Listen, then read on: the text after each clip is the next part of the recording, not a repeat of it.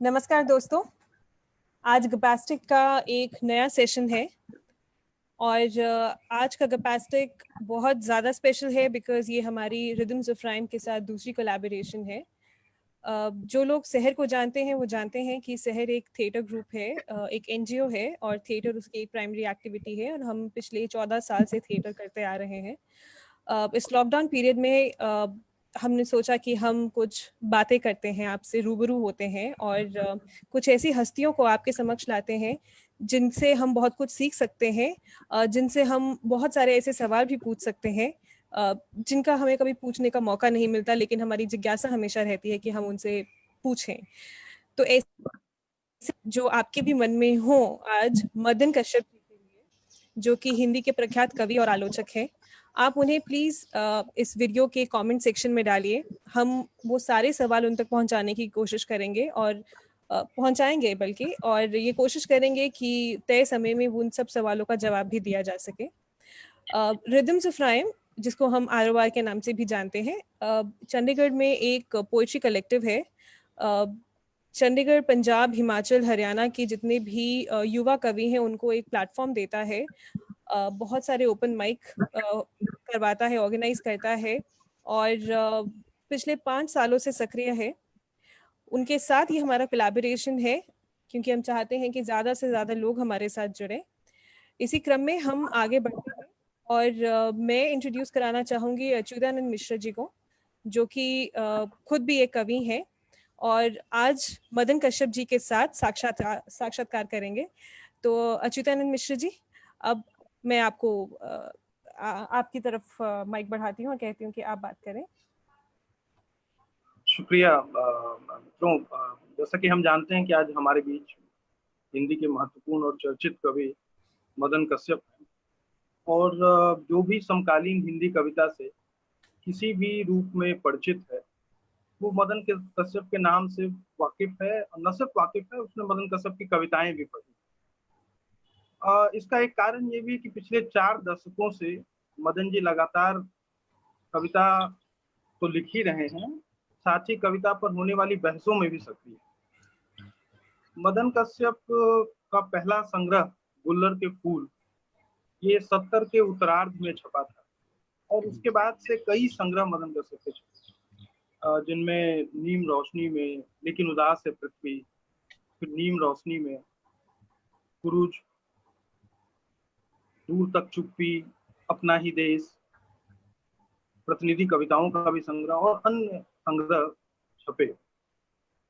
मदन जी की कविताओं का ये एक विशेषता यह है कि उसमें अपनी परंपरा का निर्वाह तो है ही, साथ ही एक खास तरह की अपने ठीक सामने के समय को देखने और समझने की कोशिश भी।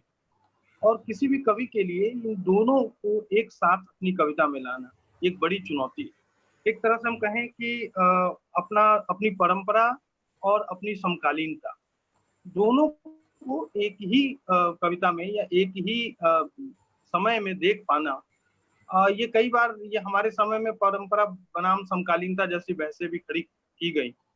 तो उस बाइनरी में किसी कवि का देखना और उसके लिए एक रचनात्मक भाषा की मांग करता है। और आप देखेंगे कि मदन जी की कविताओं में उस रचनात्मक भाषा की न सिर्फ नई तहरीर है, बल्कि उसमें नए तरह के राजनीतिक मुहावरे भी। तो मैं आपका ज्यादा समय ना लेते हुए सीधे मदन जी से ही रूबरू होते हैं हम। नमस्कार मदन जी। नमस्कार नमस्कार अच्युता जी। तो पिछले 4 दशक से हिंदी कविता में सक्रिय हैं। तो सबसे पहले तो हम ये जानना चाहेंगे कि कविता लिखने की शुरुआत आपने कैसे आपने कविता की तरफ रुख आपने किया? हाँ, कविता की शुरुआत अब कहिए तो कुछ तो थोड़ा बहुत बचपन से ही लिखा करता था। जब मैं 8 साढ़े 8 साल का था तो माँ का निधन हो गया था, हैं? और उसके कारण जो एक दुख और असुविधा पैदा होती है जीवन में, एक संवेदनशील बच्चे के जीवन में, युवक भी तब नहीं था मैं, तो उससे कुछ चीजें निकलती थी। लेकिन 1975 से मैं कह सकता हूँ कि कविता जो मेरी नई भाषा शिल्प और समझ जो बनी और उसके साथ समझदारी के साथ जो कविता मैंने लिखी, वो पहली कविता बेहद संकट का समय था वह, आपातकाल का समय, अब आपातकाल ही था तो सोचिए कितना संकट का समय था। तो पहली कविता उस आपातकाल के अनुभव को ही लेकर मैंने एक कविता लिखी थी, पहरेदार के नाम, 1975 के आखिर में, मतलब आपातकाल लागू होने के 4-5 महीनों के बाद। और 1976 जनवरी मार्च में किसी समय वहां से एक बहुत मुजफ्फरपुर से एक पत्रिका निकलती थी, पुरुष, विजयकांत जो प्रतिष्ठित कथाकार हैं, उसके संपादक थे, तो उसमें वो कविता छपी थी, पहरेदार के नाम। वही मेरी पहली कविता थी, बदलाव की पहली कविता कह सकते हैं। और ऐसे भी उसके पीछे की कविताएं मेरे पास हैं नहीं, तो यहीं से एक शुरुआत होती है मेरे लिखने की। और कुल लगभग 45 साल हो गए मेरे लेखन की यात्रा की अब तक। तो आरंभ में किन कवियों को, एकदम कोई भी कवि जब शुरू करता है तो वो कुछ कवियों से पढ़ते हुए वो कविता में प्रवेश करता है, तो हाँ अगर बिल्कुल। हाँ, मैं आपको बता दूं कि हुआ ये था कि मैं तो 1972 तक विज्ञान का विद्यार्थी था। तब तक तो जो पाठ्यक्रम को ही पढ़ा था, तो 72 के बाद लगा कि मुझे साहित्य में जाना है, तो अपनी परंपरा को भी साहित्य के विद्यार्थी के नाते पढ़ा। और निकट भविष्य में चीजों को जैसे हमने समझा, तो शुरुआती दौर में जो कवि आए 1970 का या 70 के दशक का हिंदी में बहुत ही महत्व है। और वही महत्व नहीं है जिसकी चर्चा की जाती है। 8वें दशक के नाम से जो कहा जाता है, जाना जाता है, उसका मैं कोई विरोध नहीं कर रहा हूँ, बल्कि मैं उसमें जोड़ना चाहता हूँ कि असल में वो चीजें तो 75 और उसके बाद शुरू हुई। 70 के बाद हिंदी कविता जो बदली थी, उसके बदलाव में 3 तरह के कवियों के योगदान है, जिसको मैंने उस समय महसूस किया था। एक तो नई कविता के कवि, जिन्होंने नई कविता के वृत्त को अपनी तरह से तोड़ा और कविता की धारा को आगे ले जाने का काम किया। और उस समय वही महत्वपूर्ण कवि के रूप में हमारे सामने थे। उनमें किन्हीं कवियों, खास किसी एक कवि जिससे आप रघुवीर सहाय, सर्वेश्वर दयाल सक्सेना, श्रीकांत वर्मा, केदारनाथ सिंह और कुंवर नारायण। और इसमें जो कवि सबसे ज्यादा मुझे निकट, जिनको मैंने महसूस किया, बल्कि कहिए कि जिससे सबसे पहले परिचय भी हुआ, रूबरू आमने सामने का इन पांचों में, वो थे सर्वेश्वर।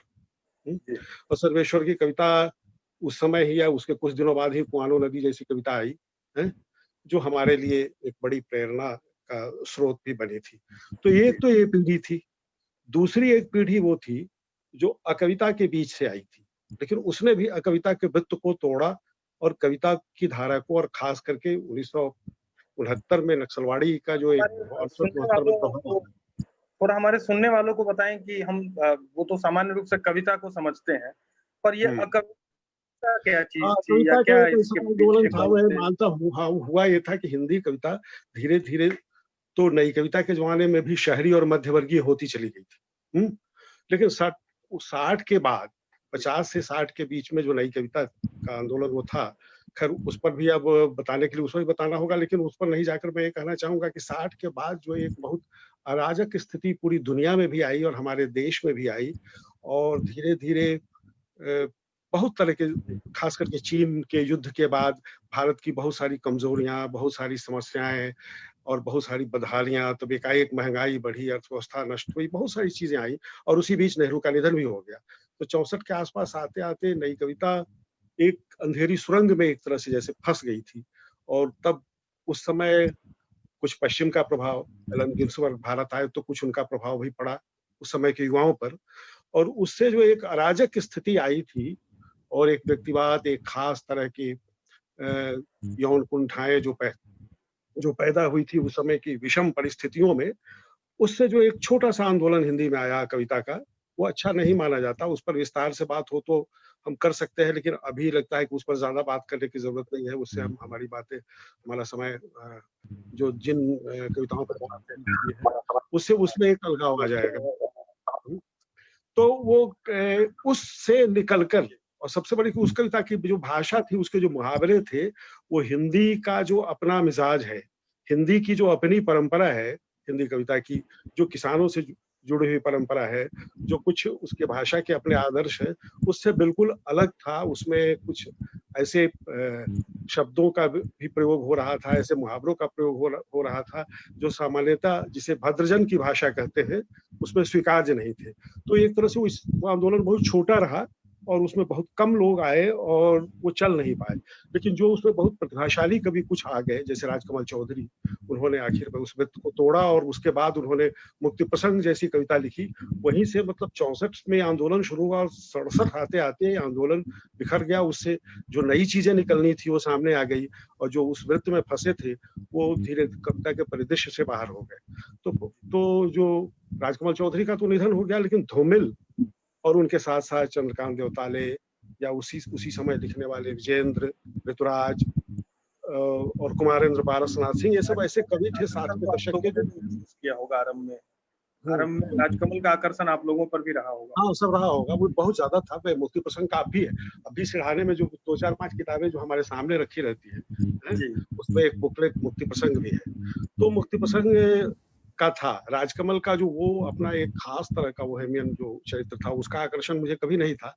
लेकिन उसको तोड़ के जो नए राजकमल पैदा हो रहे थे, जो उसका था। तो वो ये जो कवि सब आए जिनका नाम हमने लिया, इन कवियों सब पर अचानक इनमें एक बदलाव आया। होता क्या है, अपनी बात को कहने के पहले एक और छोटी सी बात मैं कह दूं कि कोई बड़ा बदलाव जब साहित्य में आता है, शिल्प में, कथ्य में, संवेदना के धरातल में, तमाम चीजों में, तो वो सिर्फ साहित्यिक आंदोलन के माध्यम से नहीं आता है।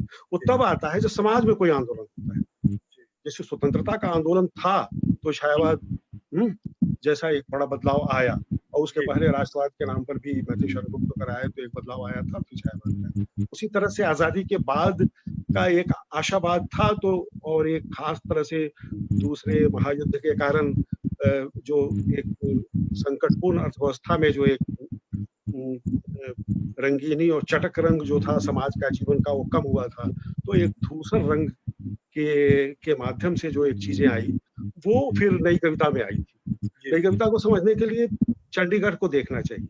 जिस तरह से चंडीगढ़ शहर बना 50 के दशक में, लगभग उसी समय से नई कविता शुरू हुई। तो शहर जो है उसमें वो जयपुर जैसा चटक रंग नहीं है, लेकिन एक दूसरी तरह का शिल्प है जिसे कम खर्च में बनाया जा सकता है, जिसमें ईंट बाहर दिखाई देते हैं और कंटेंट मतलब बाहर। मैं भी जिस तरह से आता हूँ उसी तरीके से। हाँ, तो काफी कुछ हम कह सकते हैं कि जिस तरह से चंडीगढ़ है, तो छायावाद कुछ अगर जयपुर की तरह एक खास रंग में और चमकीले रंग में जो उस समय था, और नई कविता जो है चंडीगढ़ की तरह है, जिसके मकानों की स्थापत्य अलग है। तो जिस तरह से यह स्थापत्य में जो परिवर्तन आया और इसके पीछे कारण था पैसा बचाना और बेहतर बनाना, तो उस स्थापत्य के परिवर्तन को हम कविता के परिवर्तन से देख सकते हैं। तो उसी तरह से मैं कह रहा था कि जब 67 के बाद बंगाल में नक्सलवाड़ी का जो आंदोलन शुरू हुआ और 2 साल तक वो सीपीएम के नेतृत्व में चला, और उसके विभाजन के बाद वो एक नई पार्टी क्या नया समूह बना जो बाद में पार्टी का रूप बना 69 में। तो 70 आते आते हिंदी कविता पर जिन कवियों की चर्चा हमने की, ये कवि तो राजकमल तो रह नहीं गए थे, लेकिन धूमिल, आप अपनी थोड़ा इस पर बात करने से पहले आप कोई शुरुआती दौर की कोई कविता हमें सुनाइए। जो है तो मैं इस बात को पूरा कर लूं, तो ये सब जो कवि आए, और इसके साथ साथ एक नई पीढ़ी भी आई, नई पीढ़ी भी इसके साथ आई, जिसमें कुमार विकल, आलोक धनवा, वेणुगोपाल, इस तरह के जो कवि सामने आए। उसमें इन कवियों के साथ पूरा विशेंद्र अनिल भी आए, इस तरह के कवि थे। तो इन कवियों के साथ जो पूरा एक परिदृश्य था वो हमारे सामने था। यही हमारे समय के युवा कवि थे। हमारे समय के जो युवा कवि थे जिनसे मैं प्रेरित हो सकता था, वो यही लोग थे। वेणुगोपाल की कविता जंगल गाथा, आलोक धनवा की कविता जनता का आदमी, ये सब कविताएं हमारे सामने थी। और उसी पृष्ठभूमि में मैंने एक कविता लिखी, आपातकाल को देखते हुए, पहरेदार के नाम। मैं इसका पाठ कर देता हूँ, छोटी सी कविता है। पहरेदार के नाम 1975 के आखिर में लिखी कविता, जो 76 में छपी थी उस समय पुरुष पत्रिका में। यह खिड़की किस दिशा में है पहरेदार, आवाज जा रही है? यह खिड़की किस दिशा में है पहरेदार, महीनों लगातार नाखून से खरोंचने के बाद मैंने इसमें एक सुराख बनाया है, इससे होकर सुबह की एक किरण आएगी न पहरेदार, इससे होकर सुबह की एक किरण आएगी न पहरेदार। रात दिन अंधेरे में रहते रहते मेरा मस्तिष्क कालिख से भर गया है, मैं रोशनी को देखने के लिए तरस गया हूँ, बोलो तो सही, इससे होकर एक किरण आएगी ना, यह खिड़की किस दिशा में है। बड़ी घुटन है इस कमरे में, यहाँ की हवा तक पुरानी हो गई है, अपने ही आक्रोश से आहत लहूलुहान हुआ मैं, अब अपने होने से भी डरने लगा हूँ। अंधेरे में अपना चेहरा भी भयानक लगता है। यहाँ की हवा तक पुरानी हो गई है, अंधेरे में अपना चेहरा भी भयानक लगता है। मैं तो कब का पागल हो गया होता अगर दरवाजे के बाहर रात दिन तुम्हारे बैठे रहने का एहसास नहीं होता। मानता हूँ पहरेदार, तुम बाहर हो, धूप को छू सकते हो, चांदनी को सहला सकते हो, लेकिन सीने पर बर्फ की काली चट्टान सी पिघलती हुई रातें और पीठ पर ज्वालामुखी से धधकते हुए दिन ढोते हुए तुम मुझसे भी अधिक मजबूर हो।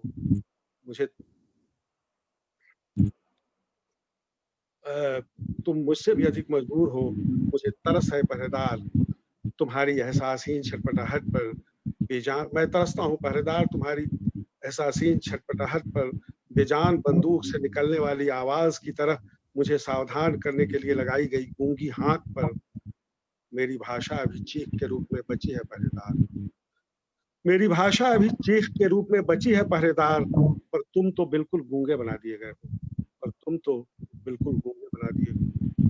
तो ये आप कह सकते हैं कि 1975 की यह कविता मेरी पहली कविता है, जहां से मेरी एक नई शुरुआत होती है, जिसके पीछे परंपरा में वो कविताएं हैं वेणुगोपाल, आलोक धनवा, विजयेंद्र अनिल वगैरह की परंपरा वाली, और उसी समय गोरख पांडे भी आए, वो तो लगभग मेरे साथ एक आध साल आगे पीछे आए। तो उससे जो एक परंपरा बनने वाली कविता है वही उसकी पृष्ठभूमि में है, और उसी धारा में उसी दिशा में मेरी कविता का विकास आगे लंबे समय तक हुआ। अच्युता जी, भी 70 के दशक की चर्चा कर रहे थे, तो जो नक्सलवादी आंदोलन जो 67 में होता है, उसका प्रभाव हिंदी कविता पे थोड़ा देर से आता है, तो आप तो थोड़ा बताएं कि वो क्या दौर था और उसका हिंदी कविता पर किस तरह प्रभाव पड़ा। देखिए, हिंदी कविता पर, अब ये हिंदी कविता पर, कथा पर, सब पर आया है कि उसने पूरी संरचना को तोड़ा। जैसे मैं कह रहा था ना कि कोई जो आंदोलन नया आता है या कोई पुराना जो आंदोलन होता है उसकी जो संरचना होती है उसको तोड़ने में मुख्य भूमिका राजनीतिक सामाजिक आंदोलनों की होती है। उसके बाद ही साहित्य का आंदोलन उस पर खड़ा होता है। तो ठीक उसी तरह से इस आंदोलन के आने से क्या हुआ कि कविता और कथा में ज्यादा साफ दिखेगा, जो पूरी तरह से शहर केंद्रित हो गई थी, है? पूरी तरह से मध्यवर्ग केंद्रित हो गई थी या उच्च वर्ग केंद्रित हो गई, उसको तोड़कर पहली बार तो नहीं है, लेकिन फिर से हिंदी कविता में और कथा में गांव को, किसानों को, मजदूरों को, औद्योगिक मजदूरों को, उनके संघर्षों को केंद्र में लाने का काम उस आंदोलन और उसके प्रभाव ने किया। उस प्रभाव से ये चीजें हिंदी कविता में आई। सबसे पहले कलकत्ते में आई, तो कलकत्ते के जो हिंदी कवि थे उन्होंने एक संग्रह भी निकाला, हरिहर द्विवेदी वगैरह, और उसमें पंचदेव वगैरह 10-11 समय 5-7 कवियों का एक मिला जुला संग्रह आया था, शुरुआत नाम से, तो 71-72 में आया होगा, बहुत पहले, मैं इसे याद भी नहीं कर पा रहा हूँ। लेकिन उससे शुरुआत हुई, लेकिन धीरे धीरे उसका विस्तार पूरे हिंदी क्षेत्र में हुआ, और 70 से 74 के बीच की कविता को हिंदी में युवा आक्रोश की कविता के रूप में जाना गया। इस युवा आक्रोश की कविता के प्रमुख कवि वही थे, वेणुगोपाल, मालविकल, आलोक धनवा, विजयेंद्र अनिल आदि जो सब उस समय युवा थे। अब इसमें से ज्यादातर लोग स्वर्गीय हो गए हैं या 70 पार के हैं, लेकिन उस समय थे। तो युवा आक्रोश की कविता का जो ये था, तो अचानक जो दमन चला, आंदोलन पर भी दमन चला, और जब आपातकाल लागू हुआ तो फिर वो बुद्धिजीवियों, लेखकों पर भी वो दमन की स्थिति आ गई, तो बहुत सारे लोग भूमिगत हो गए, बहुत सारे लोग चुप हो गए।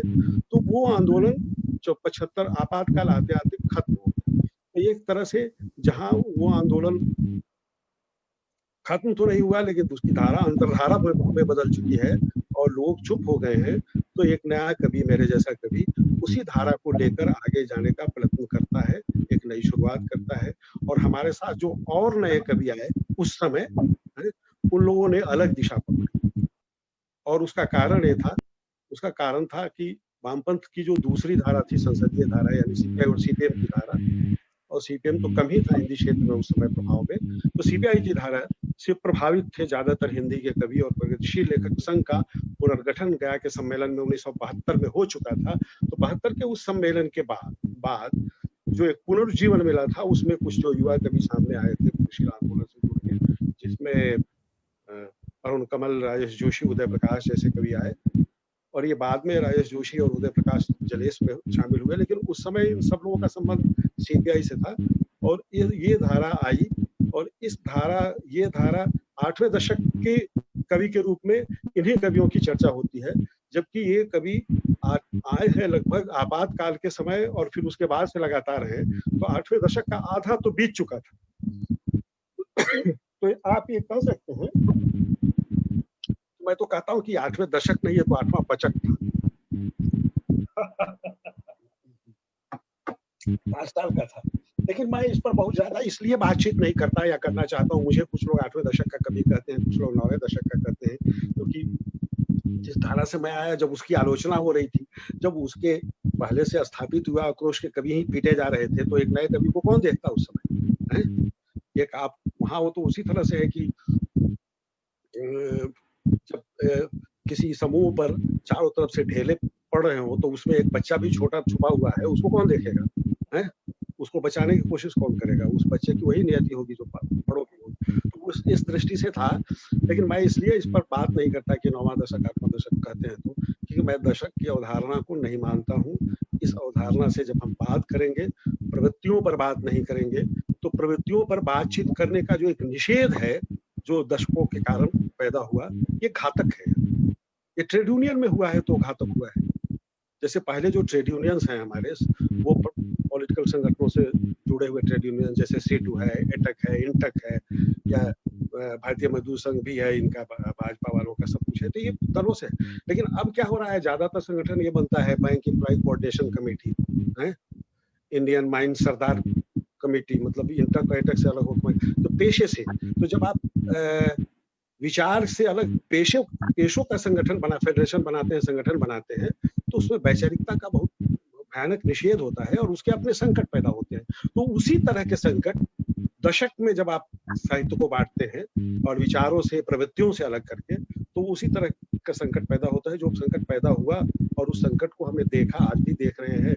और तब उसमें एक पॉलिटिक्स चलने लगती है जिसे हम कहते हैं पॉलिटिक्स ऑफ एक्सक्लूजन। इसको छांटो है, और फिर इंक्लूजन भी, इसको रखो, इसको छांटो, इसको रखो, और अपना एक गुट बनाओ। तो ये छांटो रखो के आधार पर जो का आधार क्या होता है? व्यक्तिगत संबंध, व्यक्तिगत मित्रता, क्योंकि वैचारिक आधार पर तो कुछ चीजें बन रही थी।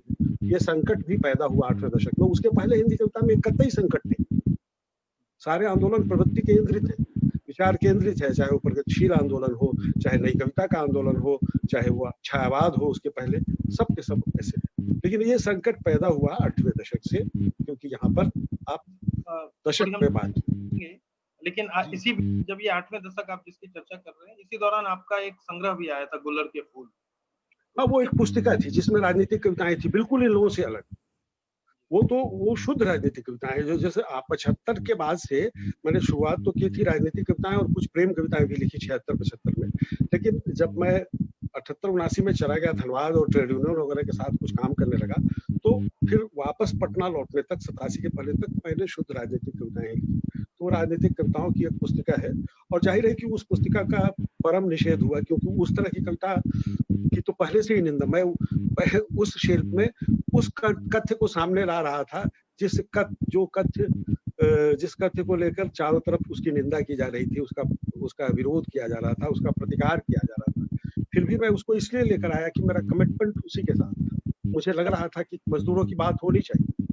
मैंने हिंदी में पहली बार ट्रेड यूनियंस के लोगों पर, मैंने औद्योगिक जीवन पर, खान मजदूरों पर, खान के भीतर काम करने की वर्किंग कंडीशन पर, औद्योगिक प्रदूषण पर, कारखानों से निकलने वाले धुएं पर, इन चीजों पर कविताएं लिखी।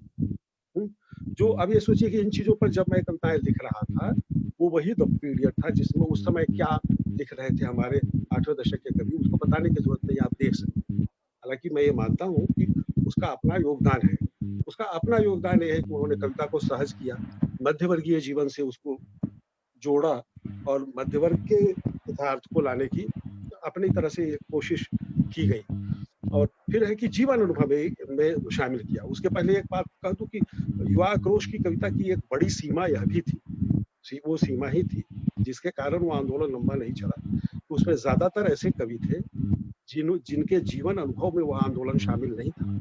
वो बहुत दूर दूर से उसको देख रहे थे और एक रूमानियत के तहत ही उसको समझ रहे थे। और इस पर बहुत अच्छी टिप्पणी की महाश्वेता देवी ने। महाश्वेता देवी ने एक बांग्ला में लेख लिखा था, साहित्य आज के प्रश्न नाम से, वो हिंदी में भी छपा था, जिसमें उन्होंने लिखा कि बंगाली मध्य वर्ग के लिए ये जो नक्सलवाड़ी आंदोलन है, ये उनको ऐसा लगता है जैसे मार काट का और एक दो हिंसा का आंदोलन है।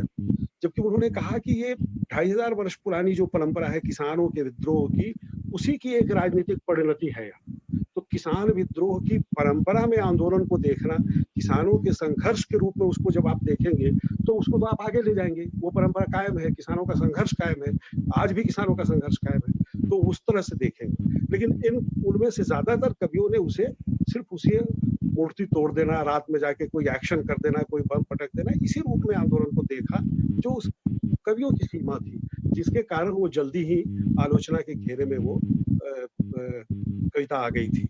लेकिन उन चीजों को समझते हुए, इससे सीखते हुए अपने किसान और मजदूर आंदोलन को अपनी तरह से देखने की कोशिश की और किसान मजदूर आंदोलन की धारा को आगे ले जाने का प्रयत्न कविता के माध्यम से भी किया। तो ये इतना अलग तरह का काम था कि इसे आप किसी ग्रुप में फिट नहीं कर सकते थे।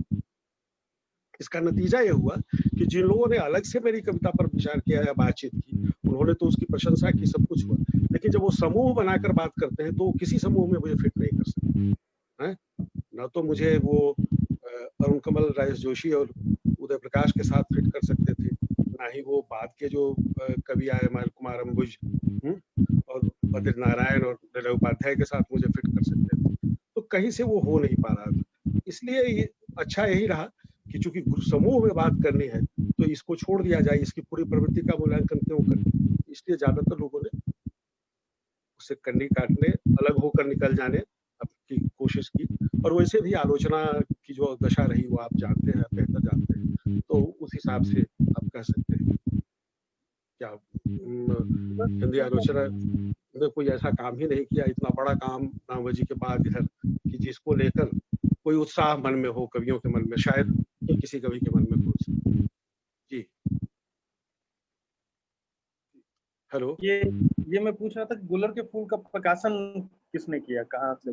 गुलर के फूल का प्रकाशन वहां से एक पत्रिका निकलती थी ऋतुगंध नाम से, है? और उसी पत्रिका ने पहले पुस्तिका के रूप में उसको छापा था। मुजफ्फरपुर से एक पत्रिका थी, है? वो पुस्तकाकार है भी नहीं, वो बुकलेट ही है। अब इसलिए उसको मैं पुस्तक के रूप में नहीं गिनता हूँ, किताब के रूप में कायदे से पहली किताब वही है, लेकिन उदास से पृथ्वी, है? जो 1992 में आई थी, 1992 में आई। और उसके बाद से 6 संग्रह है। दूसरा संग्रह लीम रोशनी में 2000 में आया, तीसरा 2006 में कुरुज, चौथा 2014 में, पांचवा 15 में और 19 में छठा संग्रह पंचों का है। तो ये 6 संग्रह इसी तरह से। 8वें दशक की आप चर्चा कर रहे थे, तो क्या ये तो हम मानेंगे कि 8वें दशक ने हिंदी कविता के तेवर को बदला? हाँ बिल्कुल, मैं वही कह रहा हूँ कि हिंदी कविता को बहुत सहज किया, जीवन से जोड़ा। दूसरी बात यह है कि जैसे मैंने कहा कि युवा आक्रोश की कविता की सबसे बड़ी सीमा ये थी कि वो ऐसी विषयों पर कविताएं लिख रहे थे जिसे वो जीवन अनुभव में शामिल नहीं है, ऐसे आंदोलन। इसके विपरीत 8वें दशक के कवियों ने अपने जीवन अनुभव को ही रखा और राजनीति को वहीं तक रखा जो उनके जीवन अनुभव में था। तो इससे ये हुआ कि कविता सहज हुई, ये बात सही है। और उसका उसमें 2 तरह की चीजें आई है। एक पूरा मध्यवर्गीय जीवन जिसमें भाभी हैं, भाभी नहीं बल्कि भाभी भौजी बन जाती है, भौजी हैं, चाची हैं, इन लोगों के बारे में कविताएं हैं। छोटे छोटे दुख, छोटी छोटी मुश्किलें हैं, तमाम चीजें। और वो कमल कविताओं को देखेंगे। राजेश जोशी में थोड़ा राजनीतिक तेवर भी है, तो वो तेवर भी उसी मध्यम है, क्योंकि उस समय इन पार्टियों का राजनीतिक तेवर भी कुछ बहुत प्रतिरोध का एक उच्च स्तरीय तेवर तो रहा नहीं है, तो वो था। उदय प्रकाश में ये दोनों चीजें दिखाई देंगी आपको, है?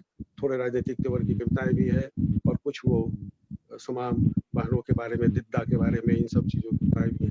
तो एक सहज, तो भाषा को सहज किया था, कविता को एक बार फिर से मध्य जीवन से जोड़ा। लेकिन ये दावा गलत था। ये जो 1979 मानी इस दशक के अंत से ठीक पहले, 80 के ठीक पहले, शायद 79 में ही निकला, 80 में पहल का कविता विशेषांक आया था, है? वो अंक बहुत ही महत्वपूर्ण है। और आप इस दृष्टि से देखें तो उस अंक को उस अंक की जो भूमिका है ना, वो एक तरह से 8वें दशक की कविता का घोषणा पत्र है।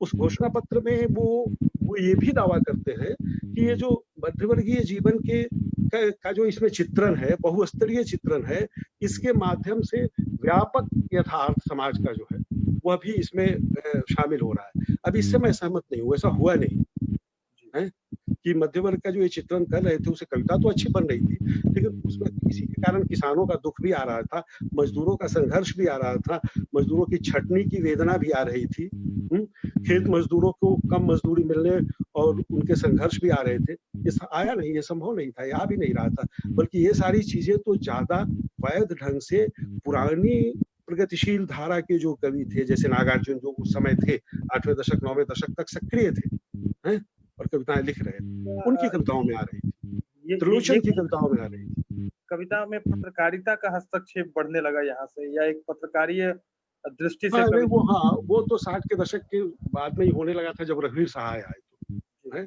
ये असल में इसलिए 8वें दशक के इन कवियों के प्रिय कवि रघुवीर सहाय इसलिए भी बने कि रघुवीर सहाय ने पहली बार कविता की भाषा को बदलते हुए जो खबरें हैं, आए दिन की जो खबरें हैं, इन खबरों से भी अस्थायी महत्व, इन खबरों को भी, अगर ये जो खबरों में क्या होता है कि उसमें कल्पना शक्ति का संकुचन होता है, लेकिन खबरों को जब रचना में शामिल कर लिया जाए, खबरों को जब जीवन अनुभव में दाखिल कर लिया जाए, तो उससे फिर होता क्या है कि भाषा की कल्पना शक्ति का विस्तार होने लगता है। तो वो उस प्रक्रिया को इस रूप में उलटकर रघुवीर सहाय ने कविताएं लिखी, खबरों को जीवन अनुभव में का हिस्सा बनाकर वो कविताएं लिखी, और एक पैटर्न, एक मॉडल उन्होंने प्रस्तुत किया, और यही कारण है कि 8वें दशक के ज्यादातर कवियों के वो एक तरह से आइकॉन पोएट की तरह रहे, प्रिय कवि रहे, वो तो ठीक है। लेकिन वही कहा कि उस समय नागार्जुन हमारे यहाँ थे तो कविता उनकी भी थी, देखा उनको भी जाना चाहिए था।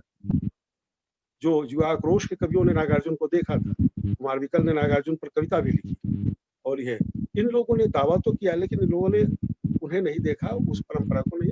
इसलिए मुक्तिबोध और रघुवीर सहाय ये दो इन्हें मिल रहे थे। मुक्तिबोध इसलिए कि मुक्तिबोध एक बड़ा विमर्श खड़ा करते हैं, लेकिन यह भी सही है कि मुक्तिबोध 8वें दशक के सभी कवियों के चाहे जितने प्रिय रहे हो, लेकिन मुक्तिबोध के बाद एक बड़ा विमर्श कविता में खड़ा करने का काम या तो फिर राजकमल चौधरी ने किया था मुक्ति प्रसंग में, या फिर बाद में 8वें दशक में तो कोई ऐसी कविताएं नहीं आई इन कवियों के बीच में जिसे हम अंधेरे में या मुक्ति प्रसंग के सामने खड़ा करके कह सके कि ये उस परंपरा का विकास है। कविता का ऐसी कोई कविता आत्महत्या के विरुद्ध का नाम नहीं लेंगे, आत्महत्या के विरुद्ध, हाँ वो तो अब 8वें दशक की नहीं है, वो रघुवीर सहाय की कविता है, वो आ रहा है, लेकिन उस कविता की पर अब अलग से हम अभी बात नहीं करेंगे, लेकिन उस कविता की एक बड़ी सीमा है, उसमें वो डिस्कोर्स उतना बड़ा नहीं है जो मुक्ति प्रसंग। तो लगभग दोनों कविताएं एक साथ लिखी गई है, आत्महत्या के विरुद्ध और मुक्ति प्रसंग, और दोनों को साथ रख के आप देखेंगे तो आपको लगेगा कि आत्महत्या के विरुद्ध बहुत छोटी कविता है मुक्ति प्रसंग। मुक्ति प्रसंग का कैनवास देखिए, पूरा विश्व ही उसमें शामिल, और उसका अंत कहाँ जाते हो कहती है वो कविता अपने को कहते हैं कि आदमी को तोड़ती नहीं है जनतांत्रिक शक्तियां, कमर के बल धीरे धीरे झुकाती है। तो लोकतंत्र का विमर्श सबसे ज्यादा रघुवीर सहाय में बहुत है, बहुत इंपॉर्टेंट भी है। मैं रघुवीर सहाय मेरे बहुत प्रिय कवि है, लेकिन ये जो एक पंक्ति है जहां वो कविता खत्म होती है, ये जो पंच दिया उसने राजकमल चौधरी ने, इस ऊंचाई तक तो कोई कविता नहीं जाती, मेरी समझ से नहीं जाती। मेरी समझ की सीमा हो सकती है, अगर दूसरे लोग उसे सिद्ध करेंगे कि जाती है तो मुझे मान लेने में कोई आपत्ति नहीं, लेकिन फिर भी मैं मानता हूँ कि वो तो एक कविता सिर्फ थी, और ऐसी दर्जनों कविताएं रघुवीर सहाय के पास है। और रघुवीर सहाय जो 70 के बाद की जो डेमोक्रेसी है, जिसमें एक अधिनायकत्व की एक गंध आने लगी है, इंदिरा गांधी के अचानक बहुत लोकप्रिय होने, बांग्लादेश की मुक्ति के बाद में बहुत शक्तिशाली हो जाने के बाद जो गंध आने लगी थी, जिसकी परिणति आपातकाल में हुई, ये सारी चीजें इस डिस्कोर्स को रघुवीर सहाय लाते हैं। आपातकाल के ठीक पहले की कविता है वो, कहीं से लाओ दिमाग जो आकर खुशामद नहीं करता, कहीं से लाओ निर्धनता जो अपने बदले में कुछ नहीं मांगता। आने वाला खतरा जो कविता है, ये सचमुच लगता है, उस कविता को पढ़ते हुए लगता है कि सचमुच जो इमरजेंसी लागू होगी, उसको इमरजेंसी लागू होने के ठीक पहले समझ लिया था रघुवीर सहाय ने, और वो कविता लिख दी। तो एक जो प्रिमोनिशन है, एक जो पूर्वाभास है, जो कोई पूर्वाभास उस अर्थ वाला नहीं है, ये कहिए कि समय और समाज को और समाज की आंतरिक गतिशीलता को समझने से जो एक अंतःप्रज्ञा पैदा होती है ना, वो है, वो रघुवीर साहब है, वो जबरदस्त है। वो बड़े कवि तो हैं, इसमें कोई संदेह नहीं। लेकिन एक कविता, लंबी कविता की परंपरा में आप रखेंगे, आप अंधेरे में और ये मुक्ति प्रसंग के साथ, तो आत्महत्या के विरुद्ध को मैं उस पाए की कविता नहीं मानता। कुल मिलाकर कवि वर्ड है जी। और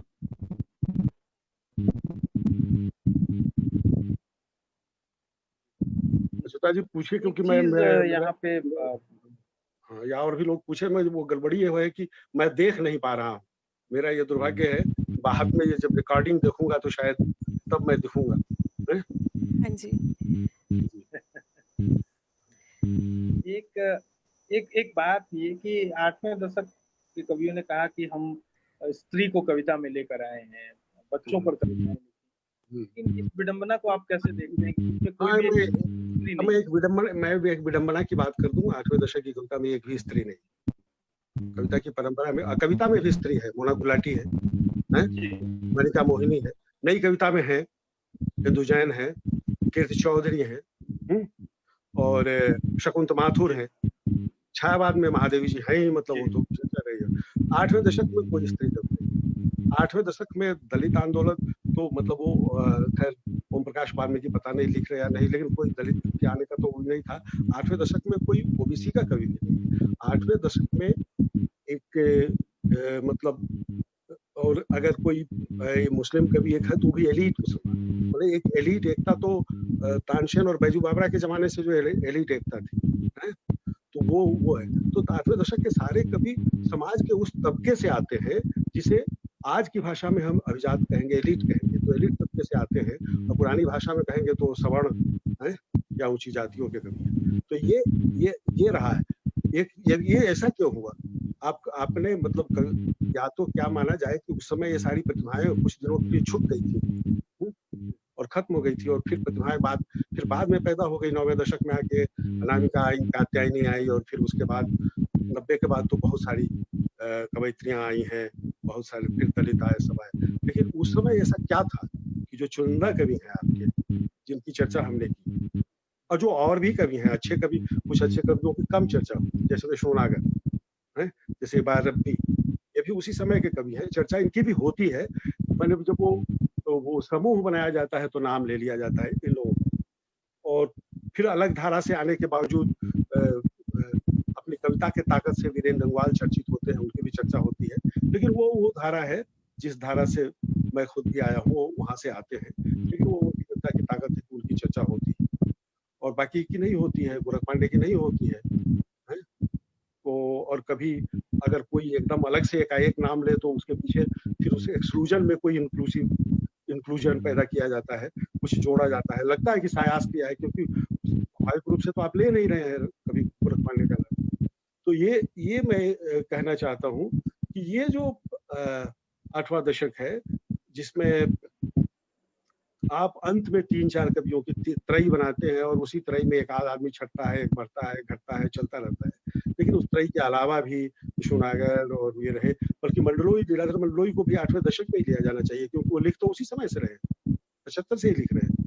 संग्रह भले उनका बाद में आया हो, तो लिया जाना चाहिए। लिख तो अनामिका भी 8वें दशक से है, लेकिन चलिए अनामिका बहुत बचपन में लिख रही थी, तो आप प्राउड उन्हें 9वें दशक में भी रखते हैं तो स्वीकार्य है।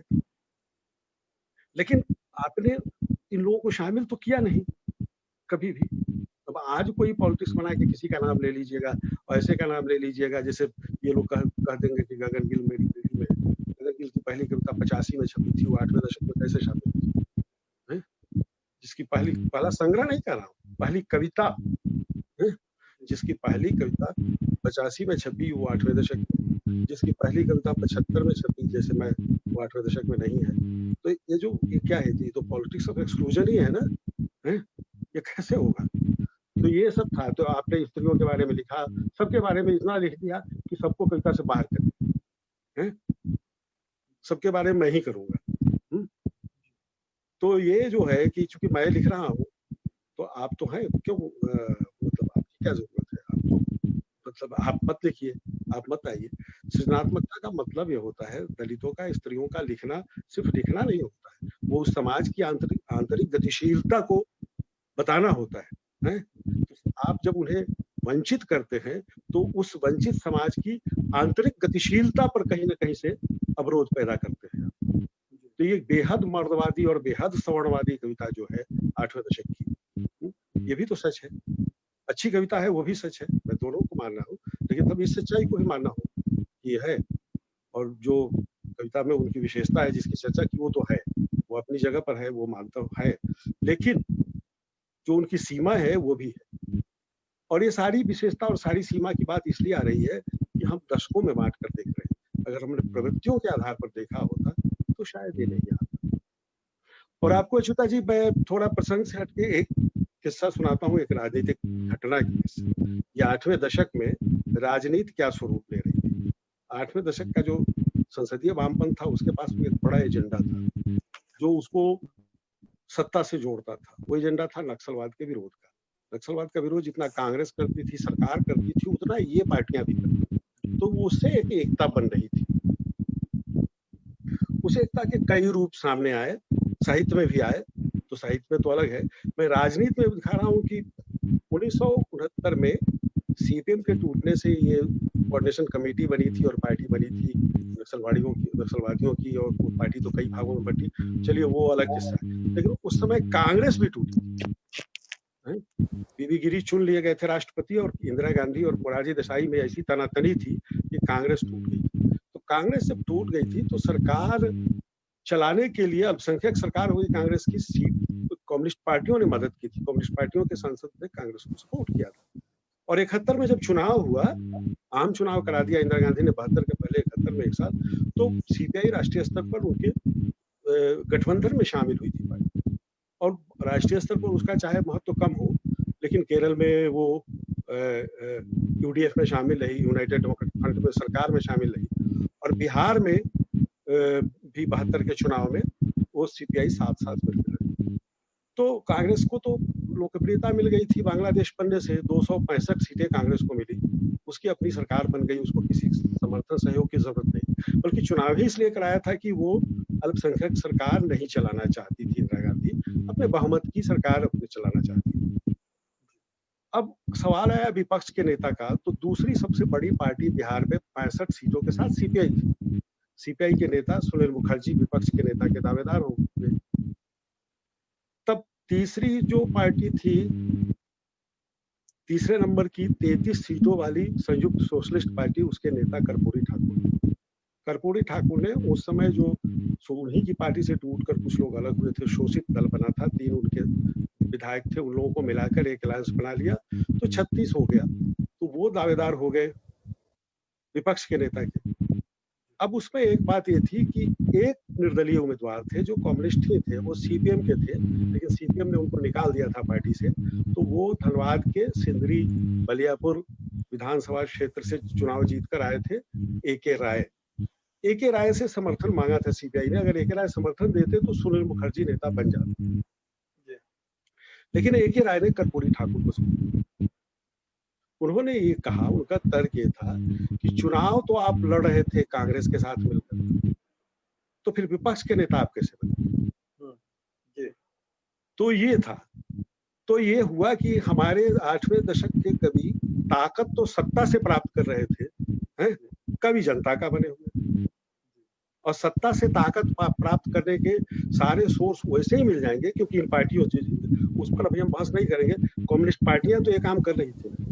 जब कम्युनिस्ट पार्टी ये काम कर रही थी तो उस पार्टी से जुड़ा हुआ रचनाकार कर रहा था, तो क्या सीपीआई चुनाव तो जीत 35 सीटें तो पा रही है कांग्रेस से मिलकर, और उसी 35 सीटों के बल पर वो विपक्ष का नेता बनना चाहे। और विडंबना ये कि वो बन भी गए। जब बिहार का आंदोलन शुरू हुआ 1974 का, कर्पूरी ठाकुर ने इस्तीफा दे दिया, एके राय ने इस्तीफा दे दिया, और विधानसभा से इन लोगों ने इस्तीफा दिया था कि विधानसभा भंग करो। विधानसभा भंग तो हुई नहीं, चुनाव तो 77 में जाकर हुआ। तो विपक्ष का नेता फिर से उनको चुन लिया गया, सुनील मुखर्जी। तो ये है, ये जो कम्युनिस्ट पार्टी का ये तथ्य है, जो घटना हुई थी, इस घटना को समझिए तो उस दशक के कम्युनिस्ट आंदोलन को समझ सकते हैं, और फिर उस कम्युनिस्ट आंदोलन को जब हम समझ लेते हैं तो उस धारा के कवियों को भी समझ सकते हैं। अगर हम कवियों को धारा में देखें तो, अगर दशक में देखें तो दशक का ही, तो दशक के ही आंदोलन को कम्युनिस्ट आंदोलन, और इसमें आपसी खींचतान था। आखिर सीपीआई सरकार में शामिल थी और एसएफआई के एक लड़के राजन की हत्या, निर्मम हत्या की गई थी आपातकाल में केरल में, जिस पर एक फिल्म भी बनी। बंगाल में सिद्धार्थ शंकर रे की सरकार थी। सिद्धार्थ शंकर रे की सरकार ने नक्सल आंदोलन के नाम पर बंगाली युवाओं को चुन चुन कर मारा और उसके लिए जासूसी करने का काम इन कम्युनिस्टों ने किया।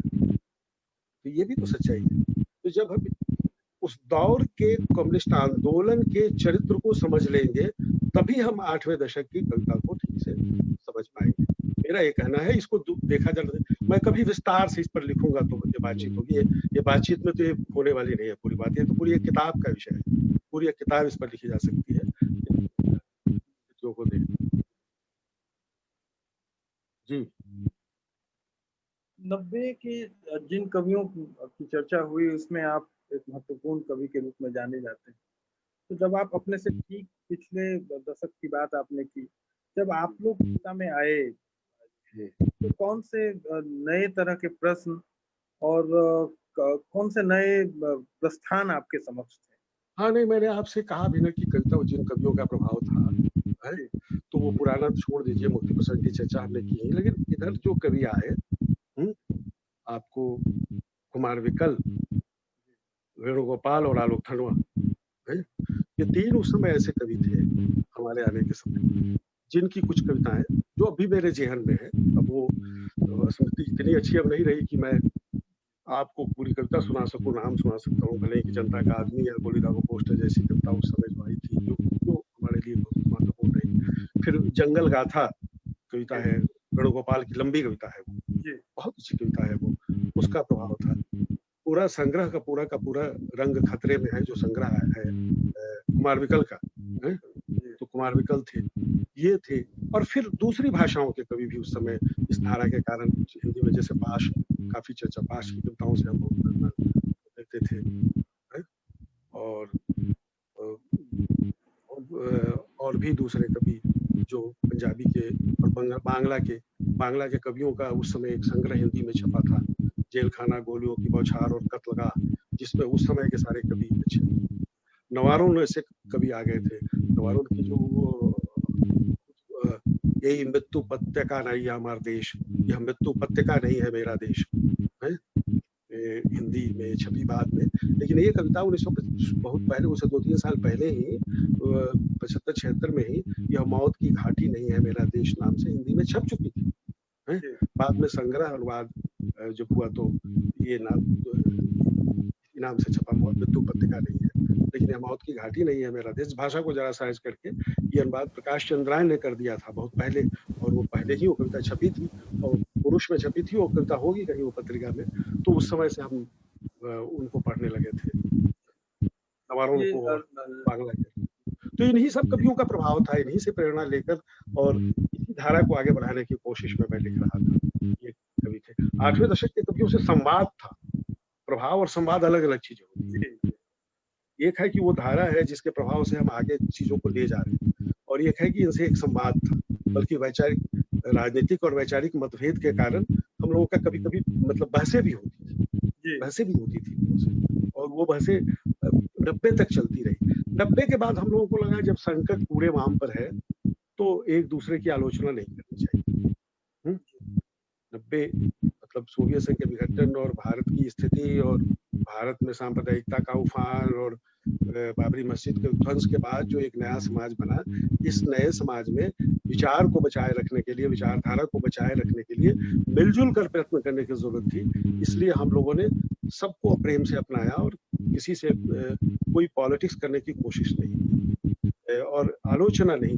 भाई इसमें ठीक है, थोड़ी आपस में बातचीत करके एक दूसरे को समृद्ध करे, एक दूसरे की कमजोरियों को बताए, यहाँ तक ठीक है, लेकिन कोई तीखी आलोचना जो उसके पहले होती थी, मतलब 75 से 79 तक जो एक तीखा विवाद चलता रहता था, वो खत्म हुआ और संवाद गहरा हुआ, ये बना।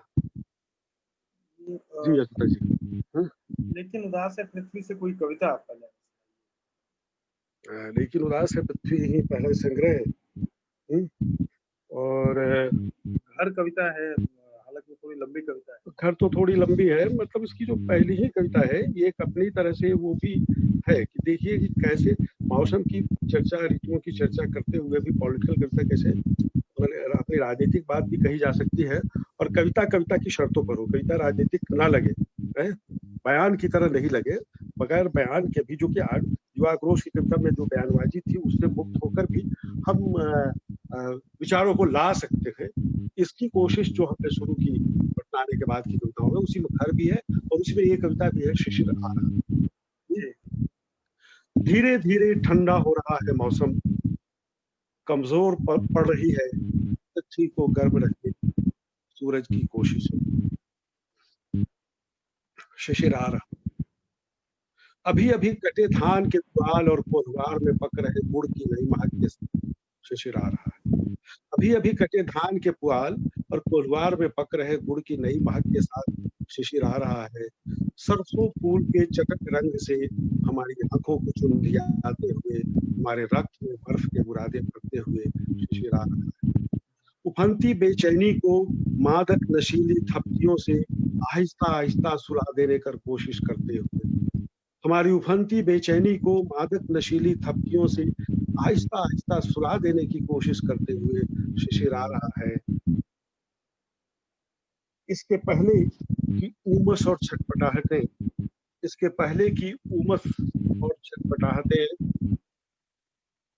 बढ़कर ढूंढ सके कोई दिशा, उमस और छटपटाहटें बढ़कर ढूंढ सके कोई दिशा, हमारी गर्माहट को नुकीली ठंडी हवाओं से देखते हुए, हमारे सपनों को कोहरों की दीवारों में चुनते हुए शिशिरा रहा है। कल के कलेवे के लिए एक मुट्ठी भात के साथ पूरे वर्ष भर के सवाल को निर्मम ठंडीपन से दबाते हुए शिशिरा रहा है।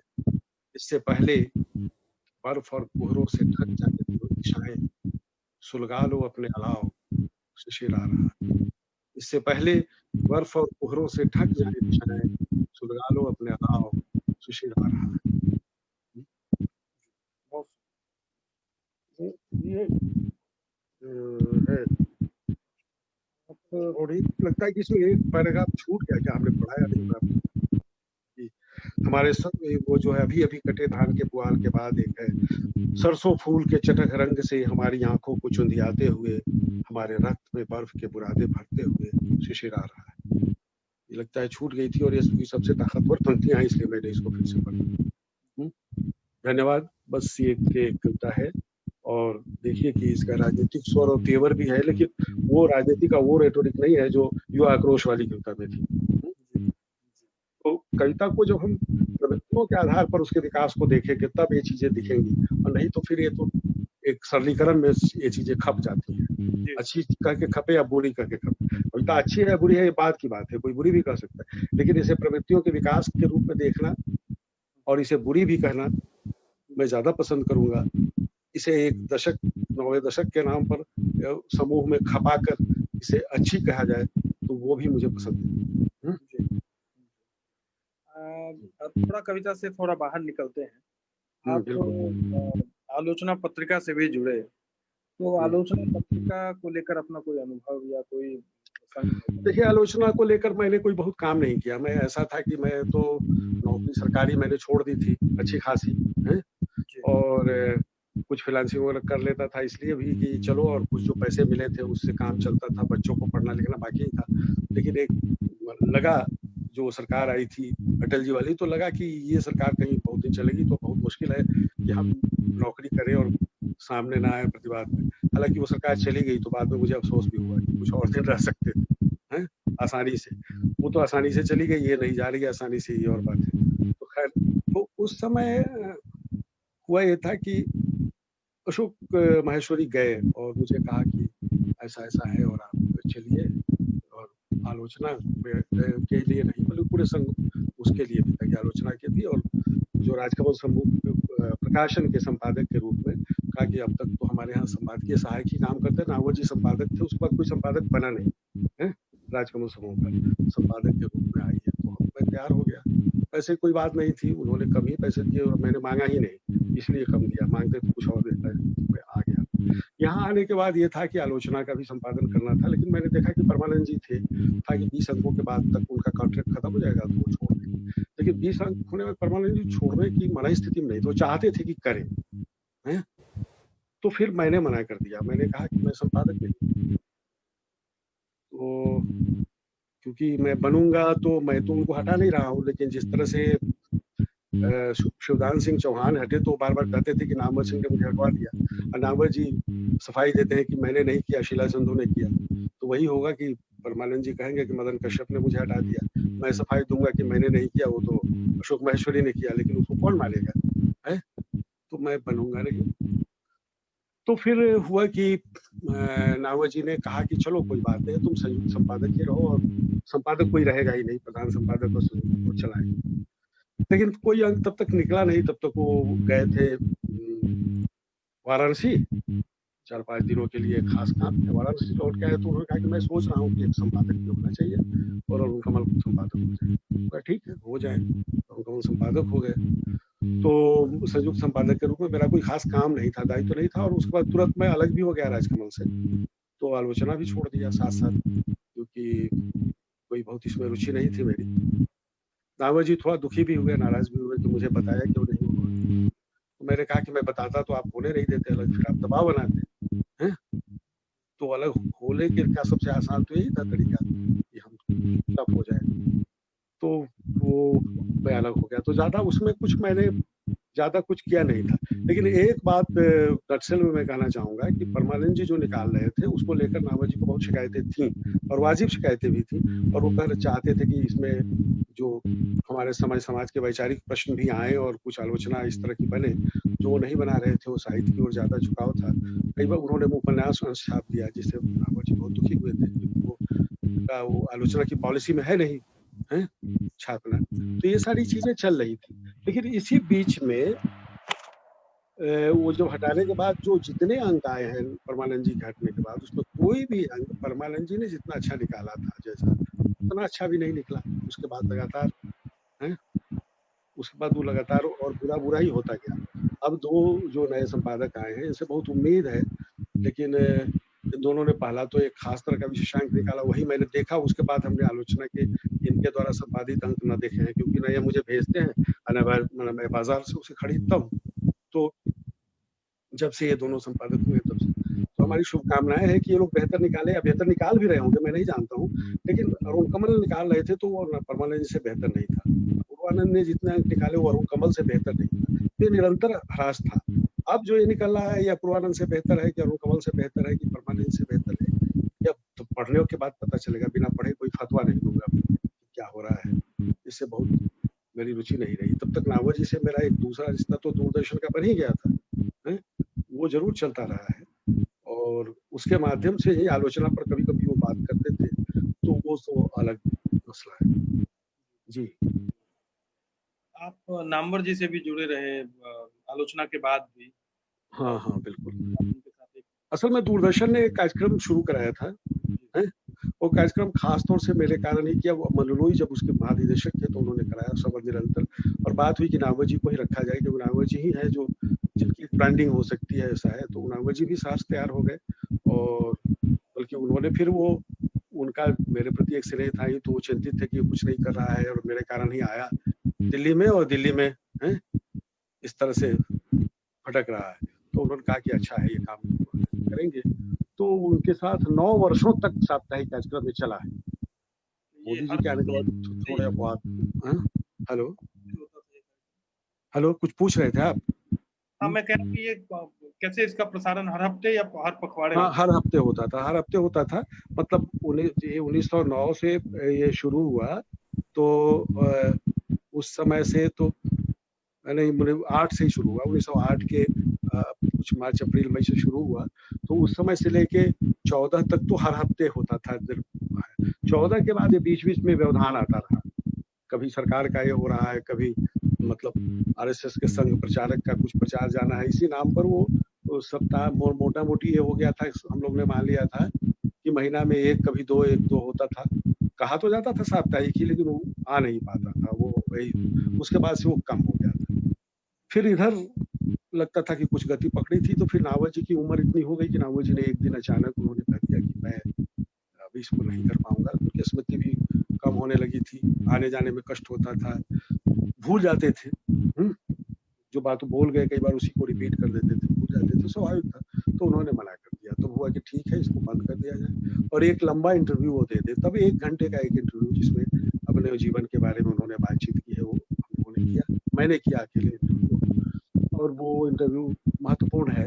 प्रसारित तो हुआ ही था, उसको हम लोग ट्रांसक्राइब करा रहे हैं, तो शायद फिर सबके और लोगों के सामने आएगा। तो ये ही कुछ कार्यक्रम रहा। उसके बाद नावर जी इतने थक गए थे कि घर में ही रहते थे। कभी कभार मैं जाता था, वो चाहते थे कि लोग मिले और आए, तो वो बहुत प्रसन्न होते थे जाने पर। तो आखिरी 1-2 वर्ष तो उनके इसी तरह से बीते, और तो सब आप जानते हैं।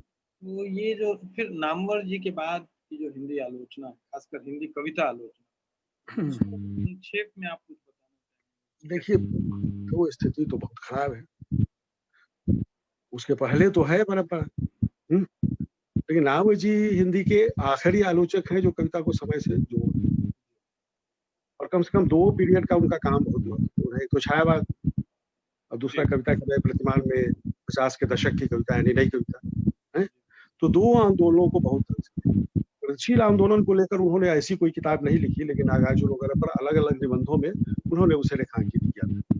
तो नामवर जी के साथ ये था, नामवर जी कवि आलोचकों से अलग, कवि आलोचक तो खैर कविता में प्रवेश करते ही है, चाहे वो मुक्तिबोध हो या जो थोड़ा बहुत रवि शायर ने भी लिखा हो या राजनीति, तो कविता में प्रवेश करते ही करते हैं। लेकिन वो आखिरी आलोचक थे एस्टेब्लिश्ड आलोचकों में, जो कविता में उस तरह से प्रवेश करते हैं, कविता के प्रोस्पेक्टिव को भी लाते हैं और कविता के भीतर, उसके भीतर के अर्थ विस्तार को भी समझाने का प्रयत्न करते हैं। ये परंपरा हिंदी में बनी नहीं। ये काम जो लोग कर सकते थे उन्होंने नहीं किया। जैसे कविता में प्रवेश करते हैं डॉक्टर विश्वनाथ त्रिपाठी, नावर जी के बाद वो दूसरे बड़े आलोचक हो सकते हैं, लेकिन वो बहुत कैजुअल है। समकालीन पर लिखा ही नहीं उन्होंने, तुलसीदास पर लिखा, बहुत अच्छा लिखा, मेरा पर लिखा, उस पीरियड पर लिखा, अच्छा लिखा उन्होंने, लेकिन वो समकालीन कविता पर उनका हस्तक्षेप बहुत कैजुअल है। किसी पर लिख दिया है, किसी की किताब पर उठा के लिख दिया, अच्छा, लेकिन वो प्रवेश करते हैं, ये क्षमता उनमें थी, लेकिन उनका क्षेत्र अलग हो गया। वो संस्मरणों में एवं के दरवेश, रंगा तराई का गांव, सब क्लासिक्स है, बड़ी किताबें हैं। और इस दूसरे और 2 लोग हैं जो ये कर सकते थे, डॉक्टर मनेंद्र पांडे और डॉक्टर नित्यानंद तिवारी। पांडे जी ने सैद्धांतिकी में बहुत बड़ा काम किया है और भक्तिकाल वगैरह पर भी उनका काम बहुत अच्छा है। समकालीन कविता पर उनका लेखन भी बहुत छिटपुट है, कुछ वैसा है नहीं जिससे समकालीन कविता में हस्तक्षेप। यही बात नित्यानंद जी के साथ है, उनका तो लेखन कम है, व्याख्यान ज्यादा है, और ज्यादातर व्याख्यान मध्यकाल और से लेके तमाम लोगों पर है। वो निराला तक आके वो प्राय खत्म हो जाता है। हेलो, मैं कह रहा हूँ पांडे जी के कुछ लेख, रघुवीर सहाय, कुमार विकल, नागार्जुन, ये 2 लेख है ना, एक लेख है, किसी समय को नहीं लेते, समकालीन समय को लेकर लिखने की बात हो। 1-2 लेख तो है, वो सबके हैं। नित्यानंद जी ने भी लिखे, त्रिपाठी जी ने भी 1-2 लेख 2-4 कवियों पर जो उनको पसंद थे उन पर लिख दिया। तो ये आलोचना मतलब महत्वपूर्ण है, लेकिन ये संभावना है अभी भी डॉक्टर मनेंद्र पांडे और नित्यानंद तिवारी अगर लिखे, त्रिपाठी जी तो अब दूसरी दिशा में चले गए हैं, वो समारोह में ही अब महत्वपूर्ण काम कर रहे हैं और करेंगे। लेकिन ये लोग अगर अभी भी समकालीन कविता के किसी कालखंड को उठाकर, क्योंकि 70 के दशक के बाद की कविता का उस तरह से समय से जोड़ के मूल्यांकन नहीं हुआ है। नावर जी ने तो 50 के दशक का किया और थोड़ा उसको 60 तक के दशक में भी ले गए, धूमिल वगैरह तक आए, तो उसके बाद वो हुआ नहीं। तो ये काम अगर कोई भी आलोचक करेगा, अभी भी करे, ये दोनों करे, तो ये चीजें आगे जाएंगी, और इन दोनों में क्षमता है। और युवा पीढ़ी में जो लोग आ रहे हैं उनमें भी क्षमता है। तो युवा पीढ़ी में जो लोग आ रहे हैं वो लोग तो, उनका तो हमें कोई आलोचना के प्रति कोई गहरा कमिटमेंट ही नहीं दिख रहा कि करेंगे भी कि नहीं करेंगे। प्रणय कृष्ण बहुत अच्छा काम कर सकते हैं, लेकिन क्या हमको वो कविता पर काम भी करेंगे आगे या कुछ और करेंगे, कहना मुश्किल है। आशुतोष कुमार कविता पर अच्छा लिख सकते थे, लेकिन वो भी आगे कविता पर लिखेंगे कि नहीं ये भी कहना मुश्किल है। तो अब तो ये स्थिति है लगभग। आप तो कवि आलोचक में ही है, तो विजय कुमार है से वो परंपरा बनती है कि कवि आलोचक हो गए अच्छे, लेकिन कवि आलोचक की एक सीमा होती है कि समय समय पर उसका कवि जो है उसके आलोचक को डांट फटकार के अलग करता है, कहता है कि दूर हट, तू अलग रख है, मुझे अभी काम करना है। तो वो काली का आलोचक की तरह उस तरह नहीं कर पाता है। ये तो सीमा होती है कवि आलोचक की। ये है आलोचित है स्थिति। तो कुल मिलाकर मुझे लगता है कि परिदृश्य आलोचना का इस समय बहुत बढ़िया नहीं है। ऐसे लोग कवियों से अलग ऐसे लोग नहीं दिख रहे हैं जो कविता में प्रवेश करे वो करे। ये देखिए अभी जो एक अमिताभ राय की किताब आई मुक्तिबोध पर, अंधेरे में पर, तो एक आलोचना का ऐसा मॉड्यूल है कि जो कविता में गहरे प्रवेश करते हुए वो दिखाई देते हैं। तो लेकिन अब वो संभावना है, आगे क्या करेंगे नहीं कर सकती। ये संभावना तो इससे ज्यादा उनमें भी थी। अजय तिवारी में भी कई बार हमने देखा कि कविता में बहुत प्रवेश करते हैं, लेकिन वो भी उनका लेखन वो भी किसी पीरियड को, वो शायद 8वें दशक को बना सकते थे हैं, और 8वें दशक को आधा जिस तरह से 50 के दशक को केंद्र में रखकर एक किताब लिखी नामवर सिंह ने, उस तरह से 70 के दशक को केंद्र में रखकर वो लिख सकते थे, लेकिन उन्होंने भी नहीं लिखा तमाम चीजें। और एक बात और भी है कि 70 के दशक को नक्सलवाड़ी को समझे बगैर समर्थन नहीं करा। समर्थन की अलग चीज होती, उसका विरोध ही करिए, लेकिन उस आंदोलन और उसके योगदानों को, समाज में उसकी भूमिका को समझे बगैर आप 8वें दशक की कविता उस समय से नहीं रिलेट कर सकते। टाइम तो उससे रिलेट करने के लिए उसको समझना होगा, और उसको समझने वाला कोई ऐसा आलोचक आएगा तभी 8वें दशक पर वो कर पाएगा। नहीं तो फिर होगा क्या कि सीधे 90 के बाद की जो कविता है, 90 के बाद के जो बदलाव है, वैश्विक बदलाव, मंडलीकरण, सांप्रदायिकता का उफान और इसके विरुद्ध जो चीजें हैं, इस पर लोग आ जाएंगे। और इसके बाद से आलोचना चल भी रही है, इसके बाद से लिखने वाले लोग आ गए, और वो होता जैसे लोग, नलिनी रंजन सिंह जैसे लोग जो इसके बाद की चीजों पर लिख रहे हैं। लेकिन वो 70 से 90 कहाँ गया? उस पर टाइम, उसके कवि सबसे ज्यादा चर्चित हैं, सबसे ज्यादा पद पुरस्कार प्रतिष्ठा पा रहे हैं, एक दूसरे को ले दे रहे हैं, एक दूसरे की चर्चा वर्चा सब कर ले रहे हैं, लेकिन उस पीरियड को समय से जोड़कर देखने वाला आलोचक कहाँ? क्योंकि जटिल पीरियड है और उसकी जटिलता वही है, वो उसमें एक बोटलनेक की तरफ फंसा हुआ है नक्सलवाड़ी। इसको समझो, इसको समझो, इसको जानो, समाज पर इसके प्रभाव को देखो। इस आंदोलन के पहले दलितों को लोग कैसे देखते थे गांव में, और इस आंदोलन के बाद दलितों को कैसे देखते हैं गांव में, इस अंतर को जानो, हैं? इसके पहले मजदूरों के प्रति क्या रवैया था और इसके बाद क्या रवैया रह गया, इस भेद को पहचानो, तब जाके सब कर पाओगे। तो ऐसे लोग नहीं दिखाई देते हैं। तो ऐसे लोग जब नहीं दिखाई देते हैं तो आलोचना भी नहीं आ रही। मुझे तो यही लगता है। आप ये काम कर सकते हैं अच्युता जी, लेकिन आपका कवि अगर ये काम करने देगा तभी कर पाएंगे। अच्छा, ये आप कविता में कई फॉर्मों में भी काम, आप अलग अलग फॉर्म में भी काम करते रहे, तो एक कुछ गजलें भी आपने लिखी। गजलें उस तरह से नहीं है। असल में हिंदी में क्या हुआ है कि मैं छंद का हमेशा समर्थक हूँ, लेकिन मैं ये मानता हूँ कि हमारे समय की जटिलता को छंद में लिखते हुए अगर हम उसका सरलीकरण कर देते हैं तो छंद में नहीं लिखना चाहिए, लेकिन उसका निर्वाह अगर हम कर पाए, तो जटिलता को व्यक्त कर पाए छंद में, तो ये कविता का सबसे आदर्श रूप होगा। तो उस आदर्श रूप की तलाश में मैं भी रहा, बहुत लोग रहते हैं, तो एक दो ऐसी गजलें भी लिखी, लेकिन मुझे लगा कि गजल एक ऐसी विधा है और लघु कथा हिंदी में जिसको लोगों ने अपवित्र कर दिया है। ये बड़ा मनवादी शब्द है, लेकिन अब कोई दूसरा शब्द नहीं मिलता। मैंने उसको ऐसा कर दिया है ना, उसमें इतने ज्यादा मीडियाकर्स, इतने ज्यादा खराब लोग आ गए कि जो उसमें अच्छी चीजें हैं वो दब जाती हैं। तो मैंने उसको प्रकाशित नहीं करा। और एक दो कविताएं जो मैं हर संग्रह में आपको एक दो ऐसी कविताएं हैं जो जिसको तोड़ दिया गया है, लेकिन उसका पाठ करे तो पूरी तरह से गजल, कमल गजल है। तो वो है वो मैं करता रहा, लेकिन मैं चाहता हूं कि वो चीज वापस आए। और हिंदी कविता का आदर्श है, क्योंकि कविता का एक उद्देश्य यह भी है ना, समय और समाज को व्यक्त करना उद्देश्य है, और समय और समाज को देखने वाले संवेदनशील लोगों को स्पर्श करने के लिए वहां तक पहुंचना भी, और पहुंचने में छंद का जो माध्यम है वो बहुत महत्वपूर्ण है। तो मैं गजल तो नहीं सुनाऊंगा और छंद वाली, लेकिन एक छंद वाली कविता सुना देता हूँ, आंखों की नज्म। अच्छा, जिन जिन कविताओं में ये शीर्षक आपको मिल जाए नज्म, तो समझिए कि उसमें कुछ न कुछ छंद को तोड़कर बनाया गया है उसको। या तो छंद है या छंद को तोड़ा है, तोड़कर बनाया है, लिखा है।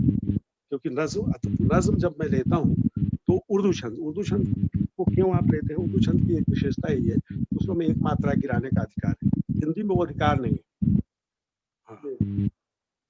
अच्छा, अब एक सूचना दे रहा है कि फोन जरूरत से ज्यादा गर्म हो रहा है, तो इस बातचीत को है और ये अपने आप बंद हो जाएगा, कह रहा है कुछ देर में। क्या करें जी?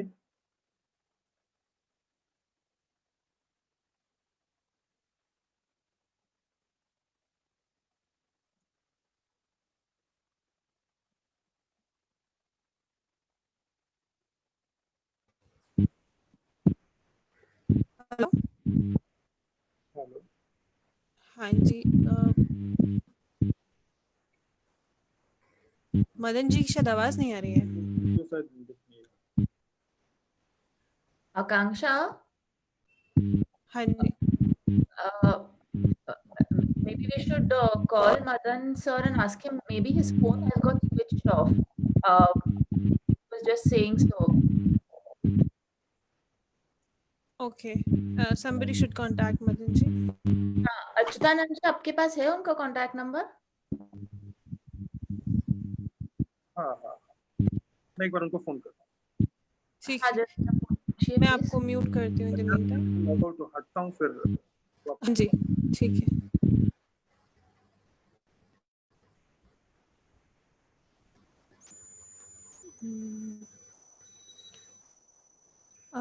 हमारे साथ जितने भी दर्शक जुड़े हुए हैं, आप सबसे गुजारिश है कि आप बने रहें। हम मदन जी से कांटेक्ट एस्टैब्लिश करने की कोशिश कर रहे हैं।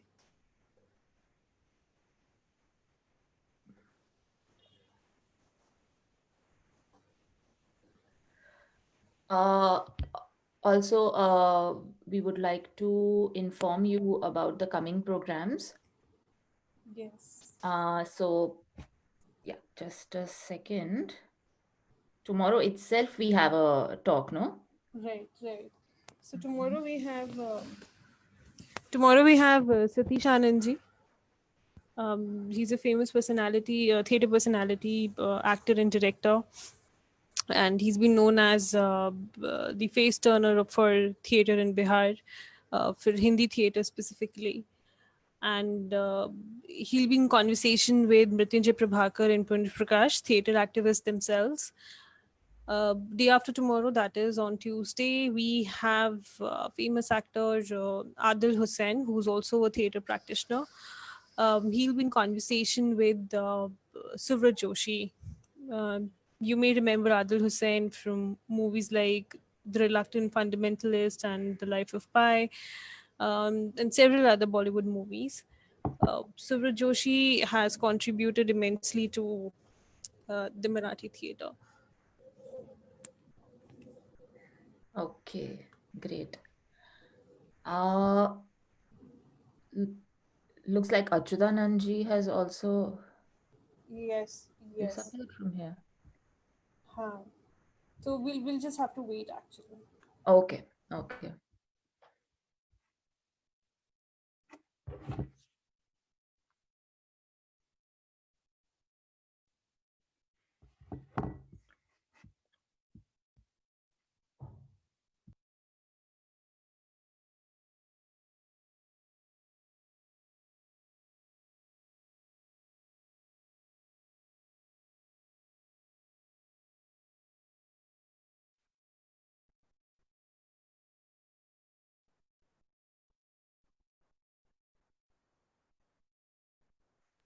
हेलो। हाँ जी। आपकी हुई उनसे बात? नहीं, उनका फोन बिजी आ रहा है, पता नहीं।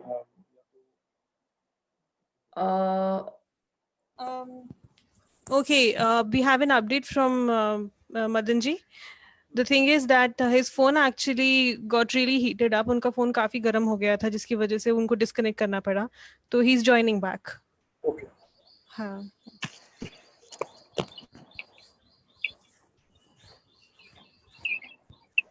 Everyone just hang on. Please आप जाइएगा नहीं कहीं. रहिए. मदन जी वापस join in कर रहे हैं.